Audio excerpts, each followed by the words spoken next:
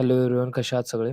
तर बघा, अ, आज आपण बघणार आहे, की आपला जो लातूर जी-एम-सीचा जो ॲप्लिकेशन निघाले होते, ते या लातूर जी-एम-सीचे तुमचे पर्टिक्युलरली ॲप्लिकेशन फॉर्म कसा फिल करायचा आहे, तर आपण या व्हिडिओमध्ये बघणार आहे. तर बघा, सर्वात पहिले बघा तुम्हाला जी-एम-सी लातूर सर्च करायचं आहे आणि ही पहिली वेबसाईट दिलेली बघा त्यांची ऑफिशियल वेबसाईट, इथे तुम्हाला क्लिक करायचं आहे.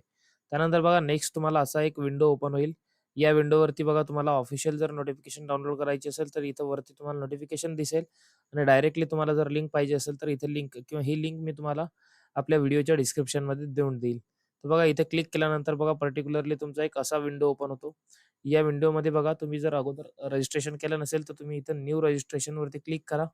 इथं क्लिक हेअरवरती क्लिक केल्यानंतर बघा तुम्हाला नेक्स्ट विंडो ओपन होईल. तर या विंडोमध्ये तुम्हाला ओपन केल्यानंतर सर्वात पहिले तुम्हाला इथं आपलं नाव टाकायचं आहे. इथं तुमचं मिडल नेम म्हणजे फादर्स नेम आणि तुमचं एक कॅन्डिडेटचं सरनेम हे तुम्हाला ॲड करायचं आहे. त्यासोबत आईचे नाव, वडिलांचे नाव हे ॲड केल्यानंतर तुम्हाला बघा त्यानंतर नेक्स्ट प्रोसेसमध्ये तुम्हाला तुमचं जन्मतारीख वगैरे हे ॲड करायचं आहे. तुमची जन्मतारीख, तुमचं जेंडर, त्यानंतर इथं तुमचा मोबाईल नंबर टाका. मोबाईल नंबर पुन्हा कन्फर्म करा. त्यानंतर तुमचा बघा एक अल्टरनेटिव्ह जर ॲड करायचं असेल ते ॲड करू शकता. त्यासोबत तुमची ईमेल आयडी ॲड करा. त्यानंतर बघा कन्फर्म ईमेल आयडी ॲड करा. त्यानंतर बघा सेकंड वन तुम्हाला ऑप्शन राहील, की एक एक्झाम सेंटर चूज करायचं. तर बघा इथं तुम्हाला एक्झाम सेंटर तुमच्या मनाने जे पाहिजे असेल नांदेड, लातूर, सांगली, सातारा, मुंबई, पुणे आहे की नाही? हे तुम्हाला टेस्ट सेंटर बघा एक्झाम सेंटर 3 तुम्हाला प्रेफरन्स द्यायचे आहे ते इथं आणि हे दिल्यानंतर बघा तुम्हाला नेक्स्ट असं विंडो ओपन होईल. या विंडोवरती बघा तुम्हाला इथं इथं क्लिक करायचं आहे आणि इथं जनरेट ओ-टी-पी वरती क्लिक करायचं आहे. जनरेट ओ-टी-पी वरती क्लिक केला तुम्ही, की तुम्हाला एक बघा मोबाईल नंबरवरती ओ-टी-पी येण्यासाठी अगोदर तुम्हाला इथं कॅप्चा फिल करावा लागेल. हा कॅप्चा इथं कॉपी करून सबमिट करायचा. तुम्हाला नंतर मोबाईलवरती किंवा रजिस्टर्ड मेलवरती तुम्हाला मेल येऊन जाईल ओ-टी-पीचा. तो ओ-टी-पी तुम्ही इनपुट केला, की ओ-टी-पी इनपुट केल्यानंतर बघा तुम्हाला एकदा सर्व इथं जे तुम्ही इन्फॉर्मेशन ॲड केलेली होती, सर्व इन्फॉर्मेशन इथं बघायला भेटेल आणि हे चेकबॉक्स तुम्ही करेक्ट आहे म्हणून हे चेकबॉक्स काय करायचे तुम्हाला टिक करायचे. तर हे चेकबॉक्स टिक केल्यानंतर बघा तुम्हाला नेक्स्ट विंडो ओपन होईल असा. तर नेक्स्ट विंडो ओपन झाल्यानंतर बघा इथं तुमची बेसिक इन्फॉर्मेशन सर्व पर्टिक्युलरली आपल्याला बघायला भेटेल. तर लक्षात घ्या ही बेसिक इन्फॉर्मेशन तुमची भरणं झाली, की तुम्हाला बघा इथं एक अप्लाय पोस्टवरती क्लिक करायचं आहे. अप्लाय पोस्टवरती क्लिक करायचं आहे तुम्हाला. या अप्लाय पोस्टवरती क्लिक केलं तुम्ही, की त्यानंतर बघा नेक्स्ट असा विंडोज ओपन होईल तुम्हाला. असा विंडो ओपन होईल. तर इथं तुम्हाला क्रिएटवरती पर्टिक्युलरली काय करायचं आहे, सिलेक्ट करायचं आहे. क्रिएटवरती सिलेक्ट केलात तुम्ही, की तुम्हाला बघा वेगवेगळ्या पोस्टचे नाव दिसतील. सपोज जर बघितलं आपण, तर बघा तुम्हाला एक असा विंडोज ओपन होतो. या विंडोमध्ये बघा तुम्हाला एक पर्टिक्युलरली जर बघितलं आपण, तर एक सर्वात पहिले इथं बिफोर अप्लायिंग इथं कन्फर्म करायचं आहे, की तुम्ही ॲडव्हर्टाइज वाचली आहे. त्यानंतर बघा इथं तुम्हाला क्लिक करायचं आहे अप्लाय पोस्टसाठी किंवा पदाची निवड करण्यासाठी. तर बघा इतके पदे आहेत यामध्ये तुमचं बाह्यरुग्ण विभाग सेवक, शिपाई, वार्डन, स्वयंपाकी, एक्स-रे परिचर, लॅबोरेटरी सर्व्हंट, प्रयोगशाळा परिचर ज्याला म्हणतो, blood bank servant, casualty servant, mess servant इतके पोस्ट आहेत. यापैकी जी पोस्ट तुम्हाला पाहिजे ती सिलेक्ट करायची आहे तुम्ही आणि त्यानंतर बघा तुम्हाला नेक्स्ट प्रोसेस. तर बघा ते तुम्ही केलं की तुम्हाला इथं तुमचा रजिस्ट्रेशन नंबर येईल. इथं ॲप्लिकेशनचं नाव जे अगोदर भरलेलं होतं तुम्ही, इथं तुम्हाला एक चेकबॉक्स क्लिक करायचा असतो. हा म्हणजे तुमचं particularly marital status. Marital status म्हणजे काय तुमचा एक विवाहित आहे तुम्ही, अविवाहित आहे, की तुम्ही पर्टिक्युलरली लग्न होऊन डायव्हर्स झालेले, सेपरेटेड आहे की नाही? तर हे सिलेक्ट करायचं आहे. त्यानंतर बघा नेक्स्ट असा एक चेकबॉक्स ओपन होतो. इथं आल्यानंतर बघा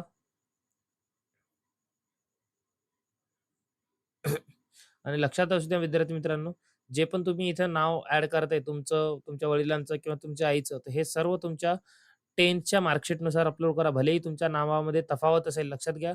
तुमच्या नावामध्ये जर बदल झालेला असेल, तर ते पण तुम्हाला स्टार्टिंगला चूज करायचं आहे. लक्षात असू द्या. कारण की आपण अगोदरच बघितलेलं आहे बघा. इथं तुम्हाला बघा लक्षात घ्या, हे जे नाव आहे तुम्हाला हे पर्टिक्युलरली तुमच्या 10वीच्या मार्कशीटनुसार भरायचे आहे. लक्षात घ्या हे बघा 10वीच्या मार्कशीटनुसार आहे की नाही. तुम्हाला बदल झाला आहे का? तर हे पण तुम्हाला इथं ऑप्शन आहे. जर तुम्ही मॅरिड असाल, तर तुम्हाला बदल झाला आहे म्हणून इथं लिहायचं आहे आणि मॅरेज सर्टिफिकेट तुम्हाला इथं एक रेडी करायचं आहे. एक्झाम सेंटरवरती तुम्हाला त्याशिवाय पर्याय नाही. लक्षात असू द्या. हे बघा हे नावात जर बदल झाला असेल, तर तुम्हाला येस सिलेक्ट करायचं आहे. तर लक्षात असू द्या. त्यानंतर बघा आपण कुठपर्यंत आलो होतो? हां, तर तुम्ही इथं आता हे पोस्ट सिलेक्ट केलात. पोस्ट सिलेक्ट केल्यानंतर बघा विद्यार्थी मित्रांनो, पर्टिक्युलरली तुमचा असा एक ऑप्शन येईल. इथे तुम्हाला फुल डिटेल्स ॲप्लिकेशनचं नाव जे तुम्ही अगोदर भरलेलं आहे 10वीच्या मार्कशीटनुसार, हे सर्व इथं शो होईल आणि त्यानंतर बघा तुम्हाला हे जिल्हा पसंती केंद्र कोणकोणते तुम्ही 3 निवडलेले, ते पण तुम्हाला बघायला भेटेल. त्यानंतर बघा एक असा ऑप्शन येतो तुम्हाला, इथं तुमची कॅटेगरी कोणती आहे, रिझर्व्ह कास्ट कॅटेगरी तुम्हाला चूज करायची आहे. त्यानंतर बघा कास्ट कॅटेगरी तुमचा जो कास्ट सर्टिफिकेट आहे, हा कोण तुम्हाला दिलेला ऑथॉरिटीचं नाव जसं तहसीलदार असेल, कलेक्टर असेल, आहे की नाही? किंवा डेप्युटी तहसीलदार, नायब तहसीलदार ज्याला म्हणतो आपण. तर हे सर्व तुम्हाला पर्टिक्युलरली इथे ॲड करायचे आहे. इथं तुमचं सर्टिफिकेट नंबर, त्यानंतर इश्युइंग डेट, सर्टिफिकेट नंबर, त्यानंतर तुमचा तो जात वैधता तारीख, किती तारखेपर्यंत तो पर्टिक्युलरली वैध आहे. जसं ई-डब्ल्यू-एसचं बघतो आपण, तर इथं तुम्हाला पर्टिक्युलरली डेट दिलं जाईल, की कोणत्या तारखेला तुमचा इश्यू झालेला आहे की नाही? तर हे सर्व वेगवेगळ्या कॅटेगरीनुसार आहे. त्यानंतर बघा नेक्स्ट प्रोसेस काय होईल? नेक्स्ट प्रोसेस जर बघितलं आपण, तुम्ही पर्सनल डिटेल्स फिल केलेली. आता तुमची बघा ॲडिशनल डिटेल्स फिल करायची आहेत. ॲडिशनल डिटेल्समध्ये काय-काय आहे आपले? एक जर बघितलं तुम्ही जर सपोज स एक फार्मरचे हे आहेत, शेतकऱ्याचे मुलं आहेत, आत्महत्याग्रस्त आहात तुम्ही, तर तुम्ही येस करा किंवा नाही करा. तुमच्याकडे जर प्रोजेक्ट अफेक्टेड असेल, तर तुम्ही येस करा किंवा नाही करा. त्यानंतर बघा, तुम्ही पार्ट टाईम एम्प्लॉयी म्हणजेच पदवीधर अंशकालीन उमेदवार जर असाल, तर क्लिक करा. त्यानंतर बघा, तुम्ही जर ई-एस-आय एक्स सर्व्हिसमॅन असाल, तर इथं क्लिक करा. तुम्ही जर एक्स सर्व्हिसमॅन किंवा दिव्यांग जर किंवा त्यांचे माजी सैनिकांचे वार्ड आहात का? पाल्य आहात का? तर हे पाल्य जर असाल तुम्ही माजी सैनिक किंवा दिव्यांगाचे, तर त्यांचं तिथं तुम्ही क्लिक करा. त्यानंतर बघा, नेक्स्ट येते तुमचं उमेदवाराचे पहिले नाव परत एकदा तुम्हाला क्लिक करायचे, मधले नाव आणि सरनेम. इथं त्या हे पूर्ण प्रोसेस आहे तुमची. त्यानंतर बघा इतकं फिल केल्यानंतर पर्टिक्युलरली जर बघितलं आपण तर तुम्हाला त्यानंतर बघा असं येतो. एक तुमची नॅशनॅलिटी इथं क्लिक करायची. तुम्ही महाराष्ट्राचे आहात का? तर इथं क्लिक करा. येस म्हणून डोमिसाईल. ते डोमिसाईल सर्टिफिकेट कोणी दिलं ते क्लिक करा. त्यानंतर बघा जारी करणारे कोण दिलेलं आहे त्याचं नाव, त्याचं सर्टिफिकेट डोमिसाईलचं आणि तोच डोमिसाईल सर्टिफिकेटचा इथं नंबर. क्लिअर आहे. त्यानंतर बघा विद्यार्थी मित्रांनो, इथं तुमचं जसं आपण आत्ता बघितलं कास्ट कोणती येते, त्याचं ऑथॉरिटी नेम इश्युइंग, त्याची व्हॅलिडिटी कुठपर्यंत आहे, सर्टिफिकेट सीरियल नंबर आणि जात वैधता तारीख, आहे की नाही? इतके डिटेल्स फिल केल्यानंतर बघा नेक्स्ट येतो असा तुमचा कास्ट कॅटेगरी प्रवर्ग, जात प्रवर्ग कोणता आहे तुमचा. त्यानंतर बघा काही आयडेंटिफिकेशन जसं कोणाच्या बॉडीवरती मोल असतो आहे की नाही, हे क्लिक करा. त्यानंतर बघा तुम्हाला पर्टिक्युलरली एक असतो, की तुम्हाला यापैकी कोणतेही एक आयडेंटिफिकेशन क्लिअर करणं गरजेचं असते. लक्षात घ्या. तुमच्याकडे पॅन कार्ड असेल तर येस लिहा, पॅन कार्डचा नंबर टाका आणि पॅन कार्डवरील तुमचं नाव टाका. त्यानंतर बघा ड्रायव्हिंग लायसन्स असेल तुमच्याकडे, येस करा त्याचे डिटेल्स. म्हणजे हे कशासाठी असते बघा, ज्यावेळेस तुम्ही एक्झामला जाता, त्या एक्झाम सेंटरवरती तुम्हाला एक आयडी प्रूफ मागवला जातो. तर हा आयडी प्रूफ तुमच्या यापैकी एक असायला पाहिजे. लक्षात असू द्या. या 5 पैकी जसं पॅन कार्ड झालं, वोटर आयडी कार्ड झालं, बँकची पासबुक झाली, पासपोर्ट झाला, आहे की नाही? किंवा ड्रायव्हिंग लायसन्स. तर इतक्यापैकी एक इतर डिटेल्स फिल करा आणि तोच तुम्ही तिथं घेऊन जायचा आहे सोबत. तुम्ही हे सर्व करू शकता येस म्हणून, आहे की नाही? एक त्यामध्ये काही डाऊट नाही, सर्व पण करू शकता. पण एक तरी किमान तुमच्याकडे असणे गरजेचं आहे. त्यानंतर बघा विद्यार्थी मित्रांनो, जर तुम्ही स्पोर्ट्सचे जर सैनिक असाल, सॉरी स्पोर्ट्सचं जर तुमच्याकडे सर्टिफिकेट असेल गव्हर्नमेंटने दिलेलं, तर हे तुम्ही इथं येस करा. त्यानंतर जर तुम्ही पी-डब्ल्यू-डी कॅन्डिडेट असाल, तर तुम्ही येस करा किंवा नाही करा नसाल तर. त्यानंतर बघा, तुम्हाला याच्या अगोदर परीक्षेसाठी डिबार्ड केलेलं आहे का? तर हे तुम्हाला डिवाइड जर केलेलं असेल, तर इथे येस करा किंवा नो क्लिक करा. त्यानंतर बघा तुमच्याकडे अ, काही एफ-आय-आर तुमच्याकडे होती का? आहे का? तर येस करा, नसेल तर नाही करा.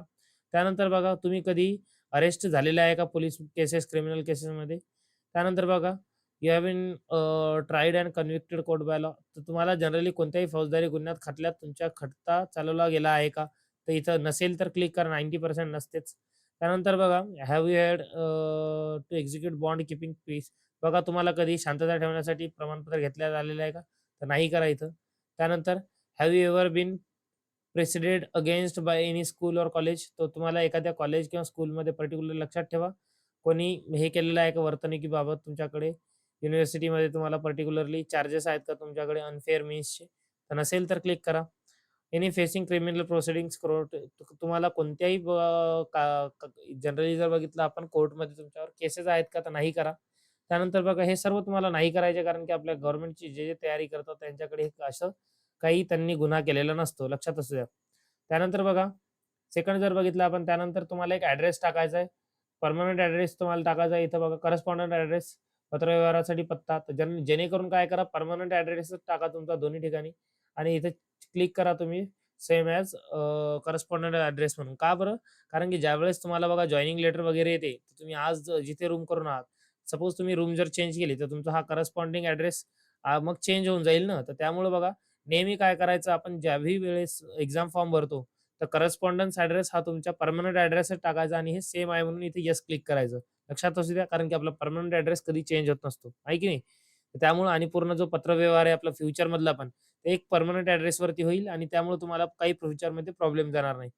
त्यानंतर बघा, हे क्लिक केल्यानंतर तुम्ही जी इतकी डिटेल्स फिलअप केली होती इथं, ही सर्व तुम्हाला पर्मनंट ॲड्रेसमध्ये येऊन जाईल आणि सेव्ह एंड नेक्स्ट करा. सेव्ह एंड नेक्स्ट केल्यानंतर बघा तुम्हाला नेक्स्ट असा ऑप्शन दिसायला भेटेल. एक बघा तुम्हाला इथं एक विचारलेलं आहे, की सपोज तुमच्याकडे मराठीचं लँग्वेज नॉलेज आहे का? तर येस क्लिक करायचं. नो नो असेल तर तुम्हाला पुढे जाता येणार नाही. त्यानंतर बघा, एक तुम्हाला इथं 10ची डिटेल्स भरायची आहे. 10th एक्झामिनेशन, 10चं बोर्ड, पासिंग आउट बोर्ड, तुम्हाला किती मार्क्स मिळाले होते, किती पैकी मिळाले होते आणि पास होण्याचा दिनांक. लक्षात घ्या, हे पास होण्याचा दिनांक तुमच्या 10वीच्या सनदवरती असतो मित्रांनो. तेच 10वीच्या सनदवरचा लिहा. तुम्ही ऑनलाईन सर्च करू नका, की 2018 मध्ये, 20 मध्ये कोणत्या तारखेला रिझल्ट लागला होता. हे तुमच्या सनदवरती असते तेच टाका. कारण की डॉक्युमेंट व्हेरिफिकेशनच्या वेळेस तुमची यामध्ये जर तफावत आढळली किंवा तुमच्या याच्यामध्ये जर मिसमॅच झालं, तर तुम्ही तिथून डायरेक्ट कटू शकतात. त्यामुळं एक गलती करू नका मित्रांनो. हे जो डेट आहे तुमच्या सनदवरती आहे 10वीच्या, तिथून पाहून तुम्ही करू शकता. त्यानंतर बघा तुम्हाला त्यानंतर 12वीची सेम डिटेल्स भरायचे.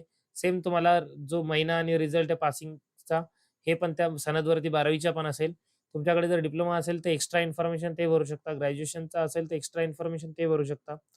त्यासोबत बघा त्यानंतर काय होईल तुम्हाला, पर्टिक्युलरली जर बघितलं आपण, तर एक नंतर येईल तुमचं ग्रॅज्युएशनची डिटेल्स.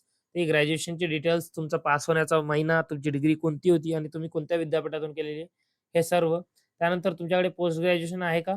तर हे इथं क्लिक करा. किंवा तुमच्याकडे काही एक्सपिरियन्स आहे का? तर हे सेंट्रल गव्हर्नमेंटचा किंवा गव्हर्नमेंटचा, तर हे क्लिक करा आणि इथं सेव्ह अँड नेक्स्ट करा.